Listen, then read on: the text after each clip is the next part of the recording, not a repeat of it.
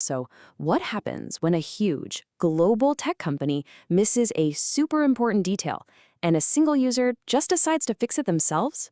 Well, that's exactly what we're diving into today.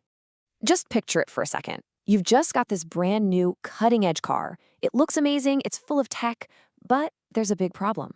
The entire dashboard, the whole infotainment system, every single control, it's all in a language you don't speak.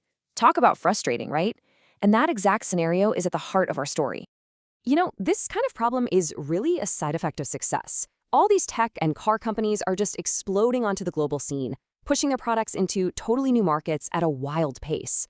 But moving that fast, well, it comes with some hidden challenges. And the biggest challenge is something called product localization. Now, this is way more than just swapping out a few words. We're talking about deeply, truly adapting a product to fit a local culture, a local language.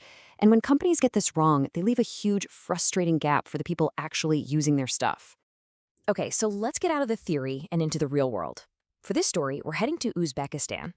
Meet the BYD Song Plus. It's a really popular electric car from a huge Chinese company, and it's packed with all sorts of cool tech, like this giant rotating touchscreen. But for a whole bunch of its new owners, a really critical feature was just missing. Our first piece of evidence, it's right here, a YouTube video. Now, the title is in Uzbek, and it translates to BYD Song Plus DMI Uzbek Language Installation. The fact that a video like this even has to exist, well, that tells you pretty much everything you need to know. So let's be super clear about what happened here. A massive global product was shipped to a brand new market, but it was missing the most basic feature for the people buying it, the ability to actually use it in their own language. BYD just hadn't localized its software for Uzbek speakers. But here's where the story gets really interesting. This isn't just about a problem. It's about a community that decided to take matters into their own hands. And this sets up a classic dynamic, doesn't it? On one side, you have the massive, slow-moving global corporation. And on the other, you've got a nimble local creator who knows exactly what their community needs and can act fast. So who is this creator? Well, it's a YouTube channel called Complex Programmer. This is the person, or maybe the team, who saw the gap that the giant manufacturer left behind and just said, you know what? I'll fill it. And their approach was so simple, but so incredibly powerful. First, they saw the problem everyone was having. Second, they actually built a fix for it. And third, they didn't keep it to themselves, they shared it with everybody. Which brings us to the really big question here. What is the actual impact of one person creating a fix like this? Because as we're about to see, it's a sign of a much, much bigger trend happening right now. So, did anyone actually care?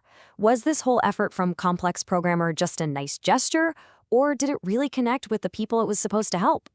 The answer, and it's so powerful, it comes down to a single two-word comment on that video faydalı. In English, it just means the video is useful.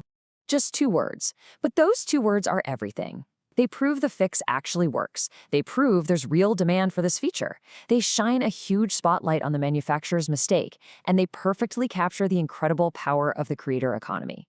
This isn't just a nice comment, it's a powerful market signal.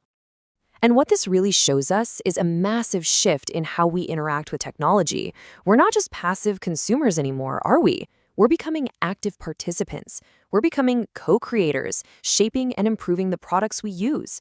This is more than just a feel-good story. It's a whole new way of thinking about where real value comes from. Which leaves us with a really big question for the future, doesn't it? As users keep patching, improving, and customizing the things they buy, who's really in charge of the experience? Is it the company that builds the thing in the first place? Or is it the global community that ultimately makes it work for them?